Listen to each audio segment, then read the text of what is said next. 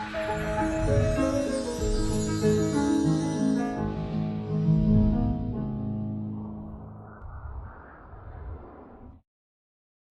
សេចក្តីសុខសាន្តរបស់ព្រះម្ចាស់ព្រះយេស៊ូវគ្រីស្ទមានសម្រាប់បងប្អូនអរគ្នាអរគុណព្រះអង្គសម្រាប់ឱកាសយើងរៀនតាមទូព្រះអង្គឱកាសយើងបានគុំព្រះអង្គជុំគ្នាមុនពេលយើងរៀនតាមទូព្រះអង្គសូមជើញបងប្អូនអរគ្នាសម្រុំចិត្តអធិដ្ឋានធ្វើខ្ញុំដើម្បីសូមព្រះពរពីព្រះអង្គព្រះបិតាព្រះបុត្រព្រះវិញ្ញាណបរិសុទ្ធទូបង្គំយើងខ្ញុំសូមលើកការពីព្រះអង្គអរគុណព្រះអង្គសម្រាប់សេចក្តីសុខសាន្តអរគុណព្រះអង្គសម្រាប់សុខភាពនិងជីវិតដែលព្រះអង្គនៅតែទុកឲ្យទូបង្គំយើងខ្ញុំអាចចំណាយពេលអាចនឹងថ្វាយបង្គំព្រះអង្គហើយនឹងបម្រើព្រះអង្គសូមអរគុណព្រះអង្គនៅពេលនេះទូបង្គំយើងខ្ញុំរៀបតាមទូព្រះអង្គជាមួយគ្នាសូមព្រះអង្គបានដកវិញ្ញាណរំខានទូបង្គំចិត្តដែលប្រស្រាំចិត្តដែលព្រួយបារម្ភនឹងបញ្ហាផ្សេងៗដែលទូបង្គំយើងខ្ញុំមានហើយសូមព្រះអង្គទីពរទូបង្គំយើងខ្ញុំបានផ្ដោតចិត្តដល់គំនិតដើម្បីនឹងស្ដាប់ព្រះសូរសៀងព្រះអង្គផងដែរទូបង្គំយើងខ្ញុំអរគុណព្រះអង្គទូបង្គំយើងខ្ញុំសូមថ្វាយពេលវេលារៀបតាមទូព្រះអង្គក្នុងព្រះនាមព្រះម្ចាស់ព្រះយេស៊ូវគ្រីស្ទអាមែនអរគុណព្រះអង្គថ្ងៃនេះយើងមានឱកាសរៀនតាមទូព្រះអង្គជាមួយនឹងគ្នានៅមេរៀនមួយដែលមានចំណងជើងថាទាហានដែលត្រៀមប្រយុទ្ធចំណុចមួយដែលខ្ញុំតែងតែរំលឹកបងប្អូននឹងគ្រីបរិស័ទដទៃផ្សេងទៀតហើយរំលឹកជាញឹកញាប់គឺឲ្យពួកគាត់ដឹងថាផែនដីនេះគឺជាទីលានសង្គ្រាមគឺជាកន្លែងដែលពេញដោយចម្បាំងខាងឯវិញ្ញាណយើងប្រហែលជានៅប្រទេសដែលកំពុងតែមានសន្តិភាពយើងប្រហែលជានៅក្នុងប្រទេសដែលកំពុងមានភាពរីកចម្រើនសប្បាយសប្បាយ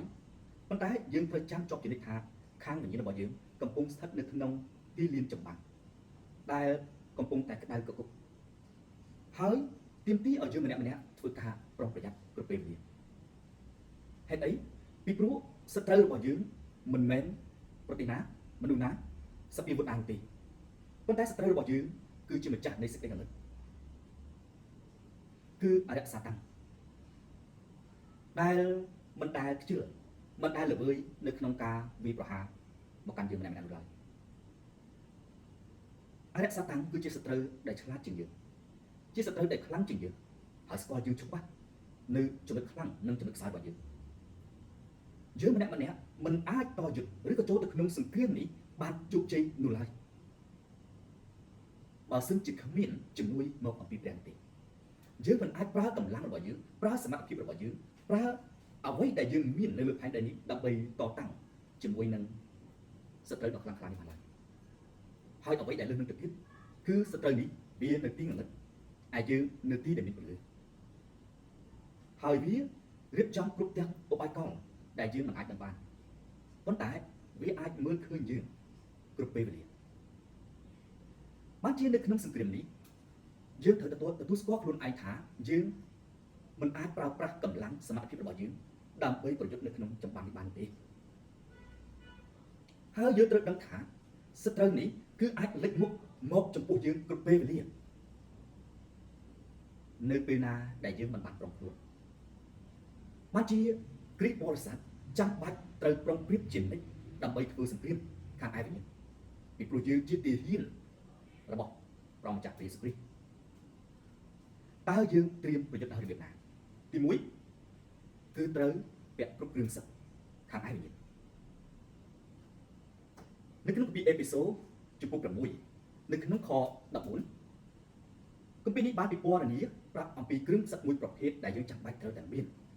នៅក្នុងការប្រុងប្រៀបដើម្បីចូលច្បាំងគឺខ្សែក្រវ៉ាត់ហើយនៅក្នុងខនេះបានប្រាប់ថាជាខ្សែក្រវ៉ាត់នៃសេចក្តីពិតខ្សែក្រវ៉ាត់នៃ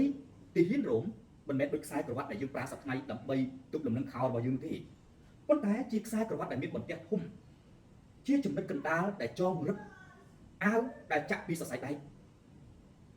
ដើម្បីឲ្យសម្លៀកបំពាក់ទាំងមូលមានសណ្ដាប់ធ្នាប់និងមានរបៀបហើយខ្សែក្រវ៉ាត់នោះឯងក៏មានដាក់សម្ភារៈមួយចំនួននៅភ្ជាប់មកជាមួយទាំងដាវទាំងកាំបិតឬក៏សម្ភារៈផ្សេងៗទៀតដែលចាំបាច់នៅក្នុងចម្បាំងការពាក់ខ្សែក្រវ៉ាត់បង្ហាញអំពីការប្រុងប្រៀបយ៉ាងជាក់លាក់មួយដើម្បីចូលទៅក្នុងសមរភូមិការពិពណ៌នានៅក្នុងព្រះគម្ពីរដែលឲ្យនិយមន័យខ្សែក្រវ៉ាត់ទៅនឹងសេចក្តីពិតគឺជាកម្មវត្ថុដ៏សំខាន់ដែលធ្វើឲ្យជំនឿរបស់យើងមានសណ្ដាប់ធ្នាប់ធ្វើឲ្យជំនឿរបស់យើងមានមូលដ្ឋានច្បាស់លាស់ហើយមិនចាញ់ការបោកបញ្ឆោតធម្មតាខ្សែក្រវ៉ាត់ធ្វើឲ្យអាវមានសណ្ដាប់ធ្នាប់និងរបៀបហើយមានភាពជឿជាក់នៅក្នុងការចូលទៅក្នុងចម្បាំងសេចក្តីពិតនៃព្រះបន្ទូលរបស់ព្រះធ្វើឲ្យយើងដឹងពីរបៀបនៃសណ្ដាប់ធ្នាប់នៃជីវិតរស់នៅហើយជាមូលដ្ឋានដ៏សំខាន់ដែលយើងម្នាក់ៗចាំបាច់ត្រូវតែមាន ដើម្បីយើងអាចជៀសផុតអំពីការបោកបញ្ឆោតផ្សេងៗនៅក្នុងគម្ពីរម៉ាថាយចំពោះ24ខ24បានប្រាប់យើងថាមុនពេលដែលព្រះគ្រីស្ទទ្រង់យាងត្រឡប់មកវិញនោះមានគ្រូមានហោរាមានព្រះគ្រីស្ទខ្លាំងៗជាច្រើននេះហើយជាយើងម្នាក់ៗចាំបាច់ត្រូវពាក់ឲ្យជាប់នៅសេចក្តីពិតសេចក្តីពិតនេះឯងធ្វើឲ្យយើងប្រើប្រាស់សេចក្តីជំនឿដែលមានសណ្ដាប់ធ្នាប់មានរបៀបហើយមិនចាញ់បញ្ឆោតវិញ្ញាណដែលបំផ្លាញគ្រីស្ទបរិស័ទជាច្រើនមិនសូវជាយកចិត្តទុកដាក់ជាអតិភិបនៅសេចក្តីពិតនោះទេពេលខ្លះគេខ្វល់ខ្វាយអំពីមជ្ឈដ្ឋានខាងក្រៅជាងគេខ្វល់ខ្វាយអំពីការរួបរวมជាងគេខ្វល់ខ្វាយអំពីសេចក្តីស្រឡាញ់ជាងគេខ្វល់ខ្វាយអំពីដំណឹងល្អជាងប៉ុន្តែបងប្អូនត្រូវចាំថាបើអត់មានសេចក្តីពិតទេការរួបរวมណាក៏ដោយសេចក្តីស្រឡាញ់ណាក៏ដោយដំណឹងល្អណាក៏ដោយនោះมันអាចនាំមកនៅសេចក្តីសង្គ្រោះมันអាចនាំមកនៅជីវិតប្រកបបាននោះទេពីព្រោះអីបើបាត់សន្តាននៃសេចក្តីពិតនៅក្នុងអ្នកណាម្នាក់ហើយអ្នកនោះគ្មានអំណាចគ្មានភាពលំនឹងនៅក្នុងសេចក្តីជំនឿត្រឹមត្រូវបានទេជីវិតគ្រីស្ទបរិស័ទដកចេញសេចក្តីពិតគឺលែងមានអ្វីទាំងអស់បានជានៅក្នុងគម្ពីរយ៉ូហានចំពោះ8ខ32បានប្រាប់ថាសេចក្តីពិតនោះឯងដែលដោះឲ្យយើងមានសេរីភាពគឺសេរីភាពពីការបោកបញ្ឆោតការបន្លំនៃវិញ្ញាណដែលនៅជាមួយខ្លួនយើងដែលប្រើប្រាស់រូបភាពផ្សេងៗគ្នាហេតុផលផ្សេងៗគ្នាដើម្បីបញ្ឆោតយើងកុំឲ្យយើងយកសេចក្តីពិតធ្វើជាអត្ថិភាពធ្វើជាលំនឹងនៃជីវិតរបស់យើងនៅក្នុងខ14ដដែលគ្រឿងសឹកដែលយើងចាំបាច់ត្រូវមានគឺប្រដាប់ការពារទ្រូងដែលនៅក្នុងព្រះគម្ពីរនេះបានពិពណ៌នាប្រដាប់ការពារទ្រូងទៅនឹងសេចក្តីសុចរិតប្រដាប់ការពារទ្រូងគឺជាផ្នែកមួយយ៉ាងសំខាន់ដែលជាចំណុចបង្ហាញចេញនូវកម្លាំងនិងអំណាចបងប្អូនមើលនៅពេលដែលគេធ្វើប្រដាប់បាំងទ្រូងការពារទ្រូងគឺគេធ្វើឲ្យមានរាងពើងដែលមើលទៅដូចជាមានកម្លាំងដូចជាមានអំណាចនោះឯងជាសេចក្តីសុចរិតរបស់គ្រីស្ទបរិស័ទដែលយើងត្រូវដឹងថាសេចក្តីសុចរិតនេះឯងគឺជាកម្លាំងជាធម៌ពលនៃជីវិតរស់នៅប្រចាំថ្ងៃរបស់យើងគ្រីស្ទបរិស័ទបច្ចុប្បន្ននេះទទួលបាននូវការបញ្ឆោតដោយយកស្តង់ដារនៃសេចក្តីសុចរិតរបស់ខ្លួនគេឬក៏ស្តង់ដារនៃសេចក្តីសុចរិតរបស់លោកីយកមកធ្វើជាហេតុផលដើម្បីគ្របដណ្ដប់បិទបាំងលើអំពើបាបហើយគ្របពីលើសេចក្តីសុចរិតនៃព្រះគ្រីស្ទបរិស័ទមួយចំនួនប្រើហេតុផលនៅសេចក្តីសុចរិតតាមបែបលោកីជាមនុស្សដែលមើលទៅដូចជាស្អាតស្អំជាមនុស្សដែលមិនចេះប្រកាន់ជាមនុស្សដែលមិនចូលចិត្តបង្កបញ្ហាជាមួយអ្នកណាជីវិតហាក់ដូចជាចងសម្ព័ន្ធភាពជាមួយមនុស្សគ្រប់ប្រភេទសេចក្តីនោះមិនមែនជាស្តង់ដារនៃសេចក្តីសុចរិតដែលព្រះទ្រង់បានបង្គាប់ឬក៏បង្ហាញនៅក្នុងព្រះគម្ពីរនោះទេសេចក្តីសុចរិតនៃព្រះដែលយើងចាំបាច់ត្រូវមានសេចក្តីណាដែលព្រះគម្ពីរថាអីយើងមិនអាចថាមិនអីនោះទេសេចក្តីណាដែលព្រះគម្ពីរថាខុសយើងមិនអាចប្រលឹងប្រឡំបាននោះទេសេចក្តីណាដែលព្រះគម្ពីរឲ្យយើងរក្សាមតិចាត់ឬក៏ព្រឹកព្រៀនក្នុងការធ្វើយើងមិនអាចធ្វើខ្លះមិនធ្វើខ្លះទេពោលគឺយើងចាំបាច់ត្រូវប្រុងប្រយ័ត្នជានិច្ចដើម្បីអនុវត្តទៅតាមអ្វីដែលព្រះគម្ពីរបានប្រាប់យើងមិនអាចយកស្តង់ដារនៃសេចក្តីសុចរិតនៃជីវិតរបស់យើងនៅលើផែនដីនេះទៅបំបិទចោលនៅសេចក្តីសុចរិតរបស់ព្រះបាននោះទេពីព្រោះសេចក្តីសុចរិតរបស់យើងនៅក្នុងគម្ពីរភីលីបចំពោះ3ប្រាប់ថាដូចជាសម្រាមចឹងឯងទង្វើល្អរបស់យើងគឺឥតមានប្រយោជន៍នោះទេនៅពេលដែលយកសេចក្តីសុចរិតរបស់ព្រះយកមកក្លឹមក្លែងយកមកគូបកងសេចក្តីសុចរិតរបស់ព្រះគឺលើសពីការរស់នៅក្នុងជីវិតល្អតែជាការរស់នៅក្នុងជីវិតដែលថ្វាយស្រីល្អដល់ព្រះអង្គសេចក្តីណាដែលទប់ប្រឆាំងនឹងព្រះគម្ពីរយើងមិនអាចថាមិនអីនោះទេសេចក្តីណាដែលព្រះគម្ពីរហាម5សេចក្តីណាដែលយើងឃើញបងប្អូនយើងធ្វើខុសយើងមិនអាចថាមិនអីនោះទេយើងចាំបាច់ត្រូវទូមានប្រដៅតម្រង់ដោយប្រើຂ្នាតគំរូនៃសេចក្តីសុចរិតរបស់ព្រះដោយប្រើព្រះបន្ទូលរបស់ព្រះមកកែតម្រង់សេចក្តីសុចរិតនេះឯងធ្វើឲ្យយើងមានកម្លាំងទៅមុខបើទោះជាយើងប្រឈមជាមួយនឹងបញ្ហាយ៉ាងណាក៏ដោយវាជាមោទនភាពក្នុងភាពជាគ្រីស្ទបរិស័ទដែលយើងរស់នៅក្នុងជីវិតមួយលើកតម្កើងសេរីល្អដល់ព្រះអង្គតាមរយៈការបង្ហាញចេញនៅអិរិយាបថដែលល្អដែលប្រសើរតាមព្រះបន្ទូលរបស់ព្រះដែលទ្រង់បង្គាប់បញ្ជានោះឯងជាប្រដាប់បាំងដើមទ្រូងនៃទាហានដែលយើងចាំបាច់ត្រូវពាក់គឺជាសេចក្តីសុចរិតរបស់ព្រះនៅក្នុងខ15គ្រឿងសឹកដែលយើងចាំបាច់ត្រូវពាក់ដើម្បីត្រៀមចូលទៅក្នុងសង្គ្រាមគឺស្បែកជើងនៅក្នុងព្រះគម្ពីរអេពីសូតចំពោះ15បានពិពណ៌នាថាស្បែកជើងគឺជាដំណឹងល្អនៃសេចក្តីសុខសាន្តស្បែកជើងគឺជាប្រដាប់ការពារជើងកុំឲ្យជន់បន្លាកុំឲ្យរអិលហើយធ្វើឲ្យយើងមានលំនឹងនៅក្នុងការបោះជំហាន ពីព្រោះនៅពេលដែលយើងធ្វើសង្គ្រាមនៅពេលដែលយើងកំពុងតែច្បាំងជាមួយនឹងសត្រូវអាចនឹងរុញអាចនឹងច្រានប៉ុន្តែស្បែកជើងនេះឯងធ្វើឲ្យយើងមានលំនឹងធ្វើឲ្យជើងយើងអាចទប់ដើម្បីទ្រទ្រង់ជាមួយនឹងការរុញច្រានរបស់សត្រូវបានហើយស្បែកជើងនេះឯងដែលជួយឲ្យយើងអាចឈរនៅលើគ្រាប់គ្រួសឬក៏បន្លាឬក៏ដុំថ្មដោយមិនឲ្យជើងយើងឈឺបានហើយយើងអាចប្រឹងពេញកម្លាំងដើម្បីទប់ជាមួយនឹងការរុញច្រានរបស់សត្រូវនៅក្នុងដំណើរជីវិតរបស់យើងក្នុងភាពជាគ្រីស្ទបរិស័ទនៅពេលខ្លះយើងជន់បន្លានៃជីវិតយើងជន់ដុំថ្មនៃជីវិតប៉ុន្តែស្បែកជើងដែលជាដំណឹងល្អនៃសេចក្តីសុខសាន្តគឺនឹងជួយឲ្យយើងមានលំនឹងជួយការពារជើងរបស់យើងមិនឲ្យទ្រុឌទ្រោមដោយសារបញ្ហាដែលយើងត្រូវប្រឈមហើយបើទោះជាយើងទៅដល់ទីណាក៏ដោយយើងត្រូវនាំដំណឹងល្អនៃព្រះម្ចាស់ព្រះយេស៊ូវគ្រីស្ទទៅជាមួយដើម្បីប្រកាសនៅគ្រប់ទីកន្លែងដែលយើងទៅពីព្រោះនៅពេលដែលយើងប្រកាសដំណឹងល្អអំពីព្រះយេស៊ូវគ្រីស្ទដល់អ្នកដទៃគឺនាំមកនូវការផ្សះផ្សាសម្រាប់ជីវិតយើងផងដែរនៅក្នុងគម្ពីររ៉ូមចំពុក5ខ1ដល់ខ2បានប្រាប់យើងថាយើងបានជាមិត្តរីជាមួយនឹងព្រះដោយសារព្រះយេស៊ូវគ្រីស្ទការជាមិត្តរីជាមួយនឹងព្រះម្ចាស់ព្រះយេស៊ូវគ្រីស្ទនេះឯងគឺជាភាពមាំមួននៅក្នុងជីវិតគ្រីស្ទបរិស័ទហើយក្រោយពេលដែលយើងឈប់បាំងយ៉ាងអស់ពីចិត្តហើយយើងនៅតែអាចឈរមកមុនបានគ្រឿងសឹកមួយទៀតដែលបានពិពណ៌នានៅក្នុងពីអេពីសូតចំពុក6នៅក្នុងខ16គឺជាខែលដែលនៅក្នុងខនេះបានប្រាប់យើងថាខែលនៃសេចក្តីជំនឿខែលនេះឯងអាចរងបានទាំងដាវទាំងលំពែងទាំងព្រួញរបស់សត្រូវបិទបាំងនៅរាងកាយរបស់យើងទាំងមូលទៅតាមស្ថានភាពនៃការវាយលុករបស់សត្រូវសេចក្តីជំនឿរបស់យើងគឺជាផ្នែកមួយយ៉ាងសំខាន់នៅក្នុងជីវិតគ្រីស្ទបរិស័ទដែលយើងអាចប្រើប្រាស់នៅក្នុងការទប់ទល់ជាមួយនឹងការវាយលុកខាងឯវិញ្ញាណខណៈពេលដែលយើងកំពុងរស់នៅលើផែនដីនេះពីព្រោះអីសេចក្តីជំនឿនេះឯងគឺធ្វើឲ្យយើងនៅតែមានសង្ឃឹមដើរទៅមុខបើទោះជាស្ថានភាពជុំវិញខ្លួនយើងជ្រុលជ្រើមយ៉ាងណាក៏ដោយយើងនៅតែមានអំណរហើយមានទំនុកចិត្តនៅក្នុងការបោះជំហានទៅមុខបើទោះជាស្ថានភាពជុំវិញខ្លួនយើងហាក់ដូចជាអស់សង្ឃឹមក៏ដោយ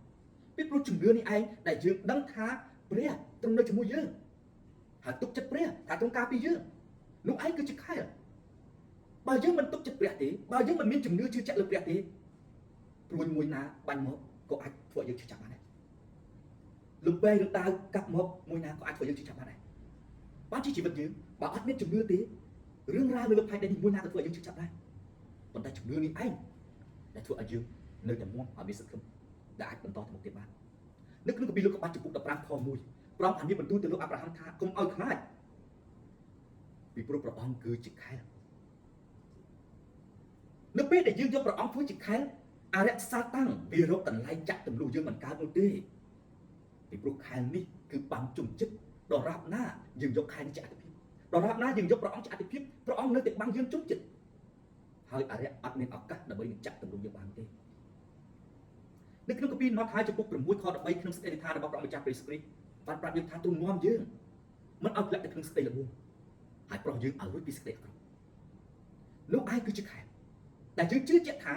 នៅពេលដែលយើងដើរទៅទោះបីជាមានគ្រាប់ខ្លោងទោះបីជាសង្គ្រាមនៅជុំវិញខ្លួនយើងរលកព្យុះគ្រោះធម្មជាតិដែលនៅជុំវិញខ្លួនយើងជឿជាក់ថាព្រះអង្គនាំយើងមិនឲ្យធ្លាក់ទៅក្នុងសេចក្តីមូលហើយទ្រង់នឹងប្រោះយើងឲ្យរួចពីគ្រប់ទាំងសេចក្តីអាក្រក់ដែលនៅក្នុងជីវិតនេះគ្រឿងសឹកមួយទៀតដែលយើងចាំបាច់ត្រូវតែពាក់ដើម្បីពង្រឹងទៅក្នុងចម្បាំងនៅក្នុងខ17បានប្រាប់យើងថាគឺមួកសឹកហើយនៅក្នុងខ7នេះប្រដូចមួកសឹកនេះទៅនឹងសេចក្តីសង្គ្រោះមួកសឹកគឺជាប្រដាប់ការពារក្បាលការពារក្បាលមិនឲ្យត្រូវដុំថ្មលំពេងព្រួញពីព្រោះជាផ្នែកមួយស្លាប់រស់យ៉ាងលឿនរបស់មនុស្សនៅពេលដែលមានគ្រាប់ឬក៏វត្ថុដែលមានគ្រោះថ្នាក់ណាមួយប៉ះមកចំក្បាលគឺងាយធ្វើឲ្យយើងបាត់បង់ជំហរសង្គ្រាមទាំងស្រុងបានជាមួកគឺជាផ្នែកមួយយ៉ាងសំខាន់ដែលការពារក្បាលទាហានមិនឲ្យត្រូវអាវុធរបស់សត្រូវសេចក្តីសង្គ្រោះរបស់គ្រីស្ទបរិស័ទគឺជាផ្នែកមួយយ៉ាងសំខាន់ដែលការពារចំណុចស្លាប់រស់របស់យើងបើយើងអត់មានភាពច្បាស់លាស់នៅក្នុងសេចក្តីសង្គ្រោះទេយើងស្ថិតនៅក្នុងស្ថានភាពមួយដែលហានិភ័យហើយអាចនឹងបាត់បង់ជីវិតភ្លាមៗយើងចាំបាច់ត្រូវពាក់សេចក្តីសង្គ្រោះនេះជាប់គ្រប់ពេលវេលាកុំឲ្យមានអ្នកណាដកមុខនេះចេញដកសេចក្តីសង្គ្រោះពីយើងចេញទោះបើជាសេចក្តីណាក៏ដោយទោះបើអំណាចនៃផែនដីនេះក៏ដោយ អ្វីដែលយើងចាំបាច់ត្រូវដឹងថាខ្ញុំនឹងត្រូវពាក់សេចក្តីសង្គ្រោះនេះជាប់រហូតហើយឲ្យមានភាពច្បាស់លាស់ថាសេចក្តីសង្គ្រោះនេះគឺពិតជាមាំមួនមែនដើម្បីការពារក្បាលរបស់យើងនៅក្នុងកាពីរ៉ូមចំពុក8ខ38ដល់39បានប្រាប់ថាទោះសេចក្តីស្លាប់ទីជម្រៅទោះជាស្អីក៏ដោយអំណាចណាក៏ដោយមិនអាចពង្រត់យើងពីសេចក្តីស្រឡាញ់របស់ព្រះបានទេហើយសាតាំងវាប្រើមធ្យោបាយមួយនេះឯងដើម្បីទាញយើងឲ្យដកមុខសឹកចេញឲ្យយើងសង្ស័យពីសេចក្តីសង្គ្រោះនៅពេលណាដែលយើងសង្ស័យពីសេចក្តីសង្គ្រោះធ្វើឲ្យយើងដកមុខសឹកដែលជាគ្រឿងសឹកដ៏សំខាន់ការពារក្បាលរបស់យើងហើយពេលនោះឯងសត្រូវវាលុបបានយ៉ាងស្រួលគ្រីស្ទបរិស័ទត្រូវមានភាពប្រកបជាទៅនឹងសេចក្តីសង្គ្រោះយើងមិនអាចសង្ស័យសេចក្តីសង្គ្រោះបានទេការសង្ស័យទៅនឹងសេចក្តីសង្គ្រោះគឺប្រឈមទៅនឹងការបាត់បង់នៅសេចក្តីសង្គ្រោះការឯកមានរបស់យើងគ្រឿងសឹកមួយប្រភេទទៀតគ្រឿងសឹកចុងក្រោយដែលបានពិពណ៌នានៅក្នុងកាពីអេពីសូតចំពោះ6ខ17គឺដាវមិនមែនជាអាវុធសម្រាប់វាប្រហារប៉ុណ្ណោះទេប៉ុន្តែក៏ជាអាវុធសម្រាប់ការពារផងដែរសម្រាប់រងផងដែរនៅពេលដែលសត្រូវវាយមកយើងអាចយកដាវនេះរងនៅសម្ភារៈសិទ្ធិរបស់សត្រូវយើងវាប្រហារផងហើយយើងរងផងហើយនៅក្នុងខនេះបានឲ្យនិយមន័យដាវរបស់ទាហានគឺជាព្រះបន្ទូលនេះឯងដែលគ្រីស្ទបរិស័ទម្នាក់ចាំបាច់ត្រូវមានភាពច្បាស់លាស់ដូចជាដាវរបស់ទាហានចឹងឯងគឺត្រូវសំលៀងជាប់ជានិច្ចឲ្យមុតស្រួចល្អហើយមានភាពមាំទាំច្បាស់លាស់ចេះប្រើប្រាស់យ៉ាងថ្នឹកដើម្បីពេលដែលយើងចូលទៅក្នុងសមរភូមិគឺយើងអាចប្រើប្រាស់វាទាំងវាប្រហារទាំងការពារព្រះបន្ទូលរបស់ព្រះគឺអាចការពារយើងនៅពេលដែលសេចក្តីខុសឆ្គងវាមកកាន់យើងហើយក៏អាចវិបកទៅវិញនៅពេលដែលសេចក្តីបោកបញ្ឆោតសេចក្តីបន្លំឬការលបួងលួងណាមួយនាំយើងឲ្យចាក់ចេញពីសេចក្តីពិតចេញពីព្រះបន្ទូលចេញពីប្រហារទេរបស់ព្រះប៉ុន្តែយើងម្នាក់ត្រូវចាំថាយើងត្រូវប្រើដាវនេះដោយស្ទាត់ជំនាញពីព្រោះអីពីព្រោះនៅក្នុងកាពីហេព្រើរចំពុក4ខ12បានប្រាប់ថាព្រះបន្ទូលរបស់ព្រះគឺជាដាវដែលមានមុខពីរហើយមុតវាអាចកាប់សត្រូវបានល្អប៉ុន្តែបើយើងមិនប្រើវាដោយទឹកជំនាញទេវាក៏អាចកាប់យើងអាចឲ្យរបួសធ្ងន់ឬក៏ឈាមដល់ស្លាប់ផងដែរគ្រីស្ទបរិស័ទច្រើនណាស់ដែលកំពុងមានបញ្ហាជាមួយនឹងព្រះបន្ទូលដោយព្រោះពួកគាត់មិនបានធ្វើការពិចារណាដិតដល់ជាមួយនឹងព្រះបន្ទូលមិនបានចំណាយពេលក្នុងការសិក្សាវិភាគឲ្យបានច្បាស់លាស់ឲ្យជំនាញមុនពេលដែលគាត់យកវាទៅអនុវត្តគាត់កាត់ស្រាយបង្រៀនដល់អ្នកផ្សេងទៀតឬក៏យកទៅអនុវត្តក្នុងជីវិតខ្លួនឯងហើយគ្រីស្ទបរិស័ទច្រើនណាស់ដែលកំពុងរងរបួសអ្នកខ្លះរបួសធ្ងន់ធ្ងរទៀតដោយសារប្រើព្រះបន្ទូលខុសបានជាច្រើនលើកច្រើនសារនៅក្នុងព្រះគម្ពីរតែងរំលឹកយើងឲ្យជញ្ជឹងគិតមិនមែនគ្រាន់តែចាំមិនមែនគ្រាន់តែចំណាយពេលអានប៉ុន្តែជញ្ជឹងគិតពិចារណាវិភាគឲ្យបានច្បាស់លាស់ដើម្បីយើងប្រើទៅជំនាញហើយត្រូវពេលណាត្រូវកាប់ពេលណាត្រូវរងយើងច្បាស់លាស់តែបើយើងអត់ចេះប្រើច្បាស់លាស់ទេពេលរងយើងបែរជាកាប់ពេលកាប់យើងបែរជារងពេលខ្លះផ្លាត់មកត្រូវខ្លួនឯងនាំឲ្យរបួសខ្លួនឯងទាហានចាំបាច់ត្រូវថ្នឹកប្រើប្រាស់អាវុធដែលខ្លួនឯងជំនាញខ្ញុំតែងរំលឹកច្រើនដងរឿងការប្រើប្រាស់អាវុធដែលជាជំនាញរបស់ខ្លួនឯងហើយព្រះបន្ទូលនេះឯងមិនមែនដូចជាអាវុធខាងសាច់ឈាមនោះទេនៅពេលដែលវាធ្លុះហើយវាកាត់ទាំងព្រលឹងនិងវិញ្ញាណគឺព្រះបន្ទូលនេះឯងកាត់ទាំងព្រលឹងនិងវិញ្ញាណបើយើងប្រើប្រាស់ត្រូវយើងកាត់ព្រលឹងនិងវិញ្ញាណរបស់សត្រូវប៉ុន្តែបើយើងប្រើប្រាស់មិនត្រូវទេវាផ្លាត់មកកាត់ទាំងព្រលឹងនិងវិញ្ញាណរបស់យើងមកដែរបានជាព្រះបន្ទូលព្រះអង្គគឺជាដាវដែលយើងចាំបាច់ត្រូវត្រៀមឲ្យបានល្អជាមួយនឹងត្រៀមបានល្អគឺត្រូវហ្វឹកហ្វឺនប្រើប្រាស់វាឲ្យបានល្អដែរគឺប្រើប្រាស់ព្រះបន្ទូលព្រះអង្គឲ្យបានល្អដែរចំណុចទី2តើធ្វើដូចម្តេចដើម្បីឲ្យយើងត្រៀមបានល្អនៅក្នុងច្បាប់ចំណុចទី2នៅក្នុងខ18បានប្រាប់យើងឲ្យចាំយឺមនៅក្នុងសេចក្តីអធិដ្ឋានពាក្យចាំយឺមគឺជាពាក្យមួយដែលយើងរៀនច្រើនដងនៅមេរៀនដែលយើងរៀនកន្លងមកគឺមានន័យថាការប្រុងស្មារតីទីហ៊ានចាំបាច់ត្រូវប្រុងស្មារតីជាប់ជានិច្ចបងប្អូនពាក់គ្រឿងសឹកបានល្អមែនមានមួកមានអាវមានខ្សែក្រវ៉ាត់មានខែមានដាវមានលំពេញល្អមែន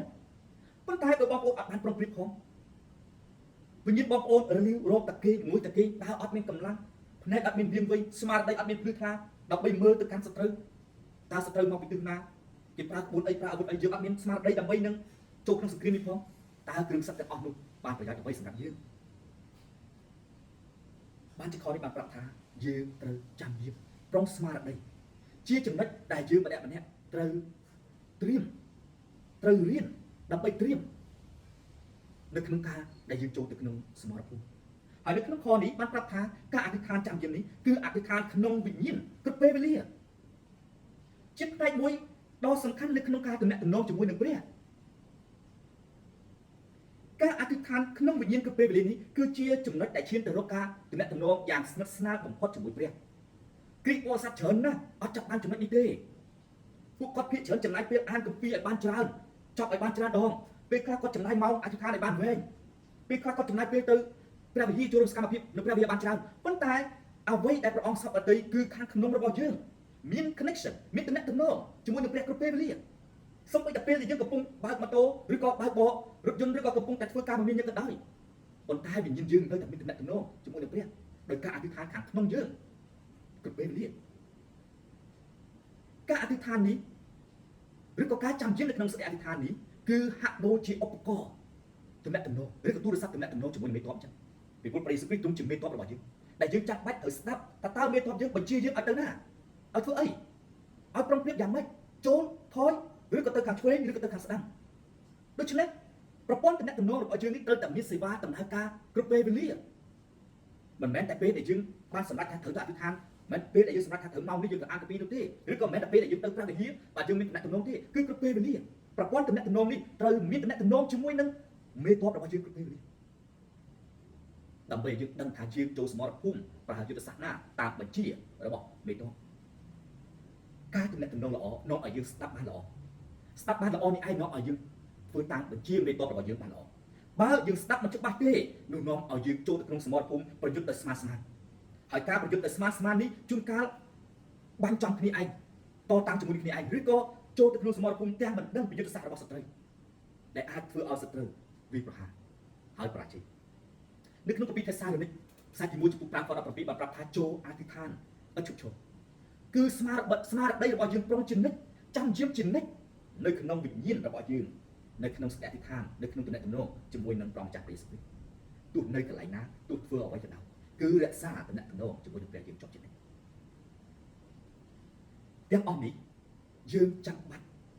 ត្រូវយកចិត្តទុកដាក់ហើយប្រុងប្រៀប